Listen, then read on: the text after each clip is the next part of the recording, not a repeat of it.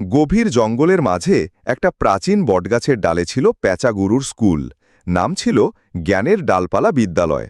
এখানে সব জানোয়ারের বাচ্চারা পড়তে আসত, হরিণ, খরগোশ, কাঠবিড়ালি আর এমনকি দুষ্টু বানর বাবুনও। প্যাঁচাগুরু ছিলেন খুবই জ্ঞানী, কিন্তু তিনি ছিলেন কঠোর। তার বড় বড় চোখ দিয়ে সবার দুষ্টুমি ধরা পড়ে যেত।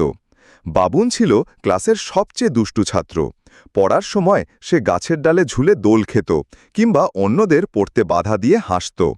প্যাঁচাগুরু তাকে বারবার বলতেন, বাবুন, মন দিয়ে পড়ো, জ্ঞান ছাড়া জীবন অন্ধকার। কিন্তু বাবুন হেসে বলতো, গুরু, আমার লেজ আছে, দোল খাই, এটাই আমার জ্ঞান।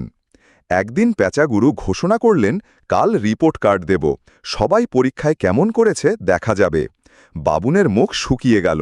সে তো পড়াশোনার বদলে সারাক্ষণ লাফালাফি করেছে। সে ভাবল, এবার বুঝি প্যাঁচাগুরুর চোখে ধরা পড়ে